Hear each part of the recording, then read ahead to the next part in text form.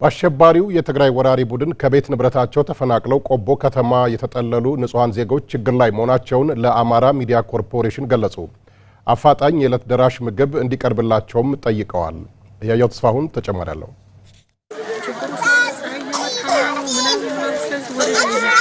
ለዓመታት ጥረውና ግረው ያፈሩት ጥሪት በወሮ በሎች መዘረፉ ለነሱ ምንም አይደለም። ሀገር በባንዳ ተወሮ ከሞት ለማምለጥ ህፃናትን ቤተሰብን ይዞ መሰደድ ግን ከባድ ሆኖባቸዋል። ከዚህ እኔ በችግር ያለሁት 5 ራሴን ነው ልጆቼ ጋር አንዲቱ ወዳ ስትገፍ አንዲቱ ወዲ ስትገፍ አንዲቱ እንቅልፍ ሲይዛት ራቁቷን ታድራለች አንዲቱ ትለብሳለች። እኔ 8 ራሴን ነኝ ሚስቴም ልጆቼንም ይዤ ነው የመጣሁት። ከዚያ እየተሰቃዩ መጡ።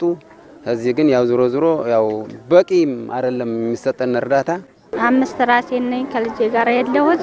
ብረት ድስት አግኝተናል ያው ለምንጣፍ አግኝተናል ሌላ ነገር ግን አላገኘንም። ከራያ ባላ ከራያ አላማጣ ከኦፍላ ወረዳዎች ከኮረምና ከአላማጣ ከተማ አስተዳደር እንዲሁም ከሌሎች አካባቢዎች በርካታ ተፈናቃዮች መጣው በዚህ በቆቦ ከተማ ነው የሚገኙት። በተለያዩ የመጠለያ ካምፖች ዞሮር ብለን እንደተመለከትነው እናቶችና ህፃናት የሰብአዊ ድጋፍ የሚያስፈልጋቸውና በችግር ላይ የሚገኙ ናቸው። ለብርድ ልብስ ያለ እንደ ምግብም የተለያየ ምግብም እየሰጡና ነው ግን በቂ አይደለም። እዚህ ሜዳ ላይ ነው ህዝብ የሚያድረው እንግዲህ የጎኑ ምትኛ ያለ እግሩ ጫማ ያለው መቀየር ያለ እንግዲህ ይሄ ነው ቦታው ያየው። ራሳቸውን ያልቻሉ ህፃናትን ይዘው በቆቦ ከተማ አስተዳደር 4 ጊዜያዊ መጠለያ ጣቢያዎች ውስጥ ነው የሰዎችን የሚጠባበቁት። እኚህ ዜጎች ወገን የሆነ ሁሉ እጁን እንዲዘረጋላቸው ይማጸናሉ።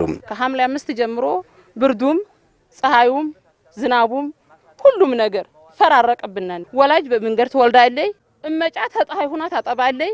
ህዝባችን ጠቅላላ በስቅይት ነው ያለው። አሁን መተን ከዚህ አንድ ወር ከአንድ ቀን ይሆነ ነው ለራሴ ከመጣሁ ምንም ነገር አንድም ነገር ያው ችግር ላይ ነው ያለነው። አቶ አለሙ ይመር የሰሜን ወሎ ዞን አደጋ መከላከልና ምግብ ዋስትና ተጠሪ ጽፈት ቤት ኃላፊ ናቸው። ከተፈናቃዮች ብዛት አኳያ የሚቀርበው ድጋፍ በቂ አለመሆኑን አረጋግጠው ሁሉም አካል የበኩሉን ድርሻ እንዲወጣ ጥሪ አቅርበዋል።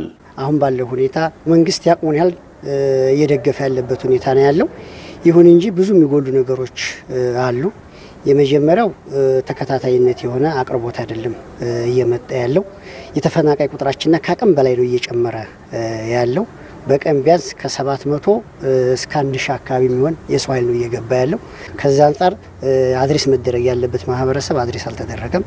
የሚቀሩ ነገሮች አሉ። አሁን ታሳቢ ያደረግነው ከ150 ሺህ በላይ ህዝብ ይመጣን የሚል ታሳቢ ነው ያደረግን ያለነው።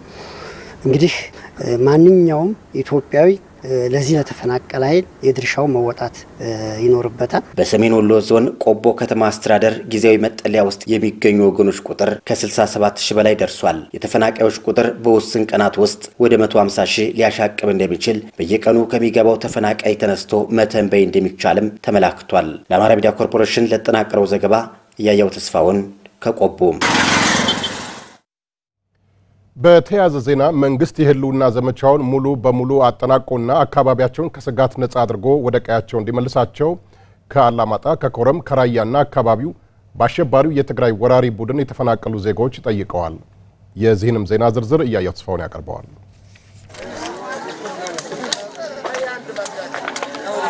አሸባሪው የትግራይ ወራሪ ቡድን ትላንት በስልጣን ላይ ያለ የአማራ ማንነታቸውን ባይል ነጥቆ የማይመስላቸው ማንነት ጭኖባቸው ቆይቷል። ዛሬም ከውጭ ጠላት ጋር አብሮ ሀገሩን እየወጋ ባለበት የወንብድና ዘመኑ አፍኗቸው የኖረውን ዜጎች ያፈናቅላቸው ገብቷል። ከራያ ከኮረም ከኦፍላ ከባላ ለማጣ ከራያ ለማጣና ሌሎችም አካባቢዎች በአሸባሪ ቡድኑ ተፈናቅለው ሰሜን ወሎ ዞን ቆቦ ከተማ አስተዳደር በጊዜያዊ መጠለያ ካምፕ የሚገኙ እኚህ ንጹሃን ዜጎች የደረሰባቸውን በደል ያስረዳሉ።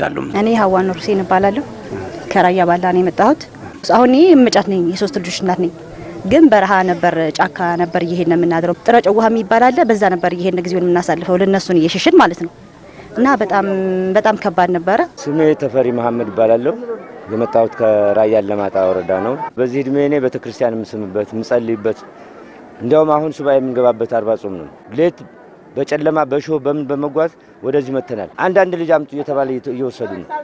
እንደ ፍየል አንድ ጥቦት እንደሚወሰድ አንድ ልጅ ከቤት በቤት አንድ ልጅ አምጣ እየተባለ እየተወሰደ ነው ያለው። በዚች እድሜ ባልተወለዱ የሚያስብል ሰዓት ነው። በተወለዱ የሚያስብል ሰዓት አይደለም ያዘነ ምን ነው በዚችን ሰዓት ባልተወለዱ ሞታችን የሚናፍቀን ሰዓት ነው። መንግስት የህልውና ዘመቻውን አጠናቆ ወደ ቀያቸው እንዲመልሳቸውም በአጽንኦት ጠይቀዋል። ነገሮች ሁሉ ተስተካክለው ወደ ሀገራችን ብንመለስ እነዚህ ጭራቆች እንትን ብለውልን ወደ ሀገራችን ብንመለስ አሪፍ ነው።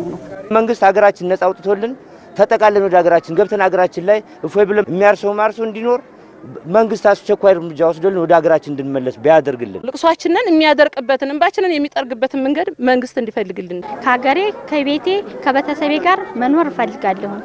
ስለዚህ ሀገራችንን ሰላም አድርጎልን መመለስ ደስተኛ ነን። ለአማራ ሚዲያ ኮርፖሬሽን እያያው ተስፋው ነኝ ከቆቦም